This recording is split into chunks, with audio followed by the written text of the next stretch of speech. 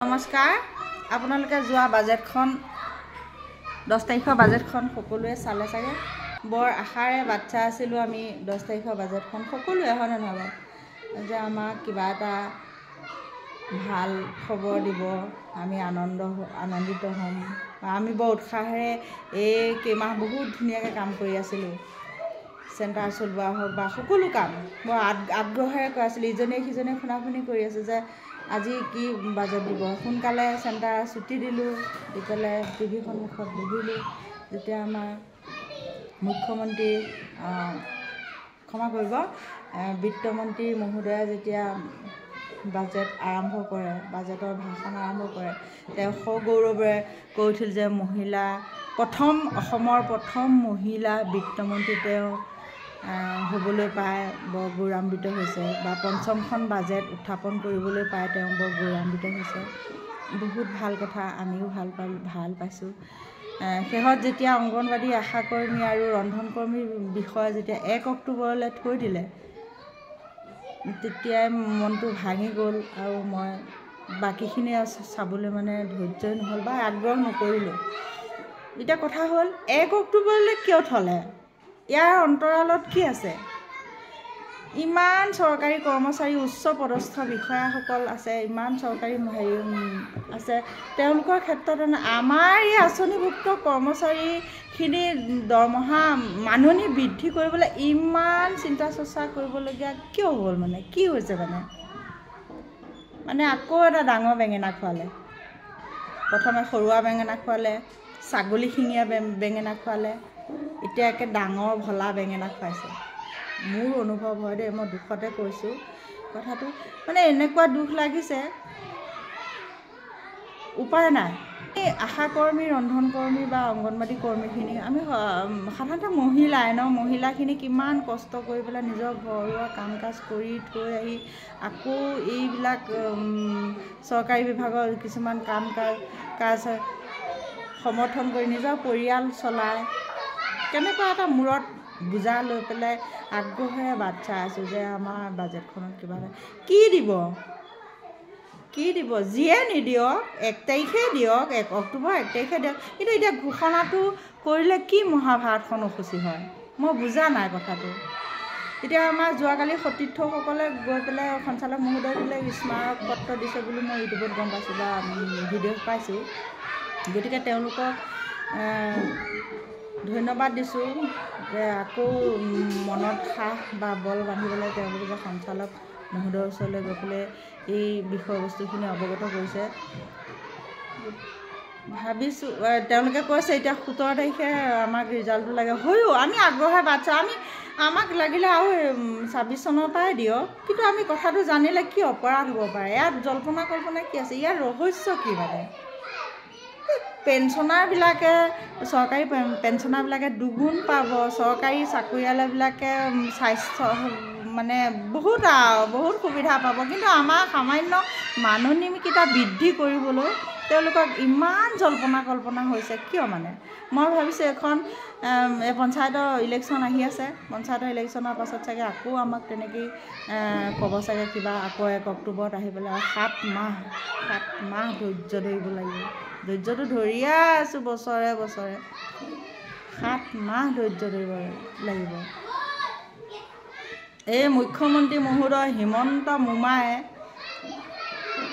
এই যে লাখপতি বাইদেউহঁতক 10,000 টকা দিম বুলি কিমান চেক নকৰায় চেক কৰাই বোলে 3টা ল'ৰা ছোৱালী হ'লে নিদিব 2টা ল'ৰা ছোৱালী হ'লেহে দিব কিমান মানে ভেৰিফিকেশ্যন কৰি থাকে শেষত গৈ এনেকুৱা এটা হ'বগৈ নেকি মতা নে মাইকী চেক কৰি পেলাইহে চাগে 10,000 টকাটো দিব সেইফালে বাৰু সেয়া এতিয়া আমাক ঘোষণাটো কৰিলে কি হয় যে আমি কিমানকৈ পাম অইন ৰাজ্যবিলাকতচোন কৰি দিলে বিধানসভা বাজেটত অইন ৰাজ্যবিলাকত ইমান যে সুবিধা আছে আমাৰ অসমখন বহুত উন্নতি হৈছে বুলি তেওঁলোকে কৈ আছে হৈছে বাৰু কিন্তু আমি নাৰী তেওঁ নাৰীৰ মূল বুজি নাপালে আমি যে মানসিকভাৱে কিমান অশান্তিত ভোগ কৰি আছোঁ বা কিমান আগ্ৰহেৰে চাই আছোঁ আমাৰ মানসিকটো যে কিমান দ্ৰুতগতিত চলি আছে আমাৰ ব্ৰেইন মগজুটো তেওঁ এবাৰো অনুভৱ নকৰিলে তেওঁ নাৰী নিজে বিত্তমন্ত্ৰী হৈ একদম মহিলা বিত্তমন্ত্ৰী হৈ পেলাই অসম বিধানসভাত বুকু পিন্ধাই চিঞৰি কৰে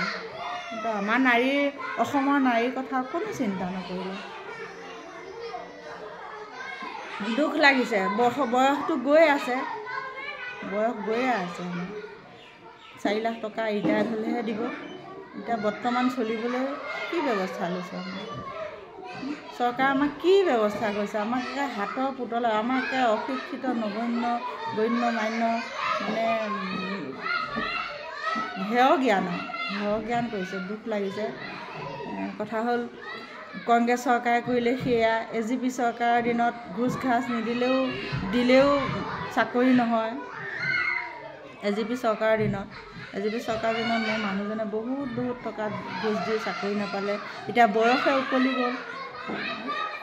এইকেইটা দৰমহাৰ মূলধনো নাছিলে ব্যৱসায় কৰিবলৈ ন। এইকেইটা দৰমহাৰ পাই মই ল'ৰাক ভালকৈ পঢ়াব নোৱাৰিলোঁ। দুখ লাগিছে। তেওঁলোকে এটা চিন্তা কৰিব লাগিছিল যে যিখিনি গ্ৰেজুৱেট লেভেলৰ বা যিখিনি হায়াৰ ছেকেণ্ডেৰী লেভেলৰ ৱৰ্কাৰ আছে, কৰ্মচাৰী আছে, তেওঁলোকক কিবা এটা আপগ্ৰেড কৰক।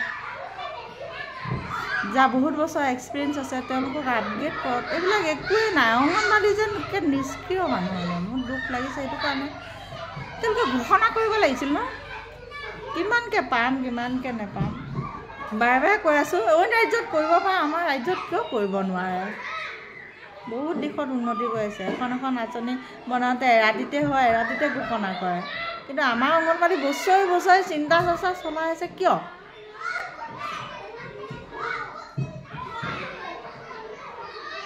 ক'তো হাজিৰাও কৰিব যাব নোৱাৰিলোঁ বোলে। এইটো বয়সত এতিয়া হাজিৰা কৰাও দিন নাই। বয়সটো গৈয়ে আছে, সময় উকলিয়ে আছে। এতিয়া আকৌ 1 অক্টোবৰত বা কি কয়, আকৌ তেনেকৈ কিবা এটা ক'ব। এইখন চৰকাৰৰ ওপৰত কি আশা কৰিম? ভাবিছিলোঁ এইখন চৰকাৰ বহুত ভাল বুলি একদম। আমাক কিবা এটা, আমাক যিহেতু বিত্তমন্ত্ৰী মহিলা, সমাজ কল্যাণ মন্ত্ৰী মহিলাই চাগে মহিলাৰ মূল্য বুজি পাব, কিন্তু নাপালে। বহুত বেয়া লাগিছে মোৰ দৰ চাগে আৰু বহুতেই বেয়া পাইছে চাগে। মোৰ দুখ লাগিছে। আকৌ 1 অক্টোবৰলৈ ৰওঁ। তাকে ভাবি চেণ্টাৰ চলাবলৈ মন নোযোৱা হৈছে। যি আগ্ৰহেৰে মই কাম কৰি আছিলোঁ। আজি 25 বছৰ হ'ল মোৰ। 2001তে পাইছোঁ ন। 25 বছৰ হ'ল। BA পাছ কৰি পেলাই 25 বছৰ। AGP দিনত ভাল মাষ্টৰ দি চাকৰি নাপালোঁ। টেট পৰীক্ষা নিদিলোঁ নহ'ব বুলি। এতিয়া আকৌ শেষত গৈ পেলাই অংগনবাড়ীটোকে কৰি পেলাই বোলে কিবা এটা হ'ব। 15-10 বছৰ এক্সপিৰিয়েঞ্চ হোৱাৰ পাছত চাগে কিবা আপগ্ৰেড কৰিব, নহ'লে মাননীটোকে BDO চলিব পৰাকৈ মাননী এটা দিয়ক। ঘৰখন চলিব পৰাকৈ মাননী এটা দিয়ক। মোৰ বহু আশা আছিল, ল'ৰা ভাল কলেজত পঢ়াম, ভাল মানুহ কৰিম। ভালকৈ মেট্ৰিক পাছ কৰিলেহি। বহুত ভাল ৰিজাল্ট কৰিছিলে, কিন্তু মই পইচাৰ অভাৱত, সেইটো ক'লে ভুল হ'ব, মানুহে মোক ভুলে বুজিব বোলে কি আৰু পঢ়িবলৈ হ'লেতো দুখ কষ্ট কৰিব লাগিব। কিন্তু বহুত বিভিন্ন সমস্যাৰ মাজত তেনেকৈ গ'ল। বেমাৰ আজাৰ হ'লে ভালকৈ চিকিৎসা কৰিবলৈ হাতত পইচা পৰে, 3 টকা হয়। আপোনালোকে ভুল নুবুজিব। মই এইখিনি কথা কৈছোঁ, দুখতে কৈছোঁ। ৰান্ধনীসকলৰ, আজি আমাৰ স্কুলৰ ৰান্ধনীসকলেও মতামত অলপ ল'লোঁ। আপোনালোকে চাবচোন, তেওঁলোকে কিমান কষ্ট কৰে ন। কাম নকৰা মানুহবিলাকক একেবাৰে 10 তাৰিখে সোমোৱাই দিয়ে পইচা, অৰুণোদয় দিয়ক। আমি বেয়া নাপাওঁ, দিয়ক, তেওঁলোকে সকলোৱে পাওক। কিন্তু যিটো মূল্য বৃদ্ধি হৈছে, বজাৰত যি জুই চাই দাম, বস্তুৰ মূল্য বৃদ্ধি, আপোনালোকে কওকচোন। 4,000 টকা কেন্দ্ৰীয় চৰকাৰে দিয়ে, 2,000 টকা ৰাজ্য চৰকাৰে দিয়ে। এইকেইটা টকা আমি ঘৰখন কেনেকৈ চলাওঁ? ঘৰখন চলোৱাটো দূৰৰ কথা, ভালকৈ সাজপাৰ এযোৰ ল'বলৈ আমাৰ মন নাযায়, আমাৰ ইচ্ছা নাই। এই অংগনবাড়ী নকৰি যদি আমি ক'ৰবাত কিবা কামেই কৰিলোঁহেঁতেন, হোটেলে নহ'লে কিবা নিজাববীয়াকৈ ব্যৱসায় এটা আৰম্ভ কৰিলোঁ হয়। এতিয়া ইয়াতো সময় নাপাওঁ মানে সেইবিলাক কাম কৰিবলৈ। মানসিকটো ইমানেই বেয়া হৈ গৈছে, গতিকেতো কৈ লাভ নাই আৰু, বেছি কথা নকওঁ। বহুত দুখ লাগিছে মোৰ বাজেটখনো চাই পেলাই। বাজেটখন এনেকুৱা হ'ব নালাগিছিল, আশা কৰা নাছিলোঁ। তেওঁলোক ৰজা, মই আগৰ ভিডিঅ'টো কৈছিলোঁ, তেওঁলোকে কণীও পাৰিব পাৰে, পোৱালিও দিব পাৰে। গতিকে এতিয়া পোৱালি কণী যি দিয়ে দিব, আপোনালোকে বাট চাই থাকক 1 অক্টোবৰলৈ। 1 অক্টোবৰত পাৰিলে কওক, আকৌ বেলেগ বেলেগ সমস্যা দেখুৱাওক আকৌ আমাকহে মানে একেবাৰে এনেকুৱা পৃথিৱীত নোহোৱা মাননি এটা দিব তাক ঘোষণা কৰিবলৈ নোৱাৰে কিমান দিব সেইটো ঘোষণা কৰিবলৈ নোৱাৰে ইমানেই মানে আমি মানে হেৰি মানে নিজ মানুহ নিজ অংগনবাদী কৰ্মীখিনি চবটো মহিলাই প্ৰায়খিনি মহিলা ৰান্ধনী কৰ্মী প্ৰায় মহিলা বেছি নকওঁ মই ইয়াকে ক'লোঁ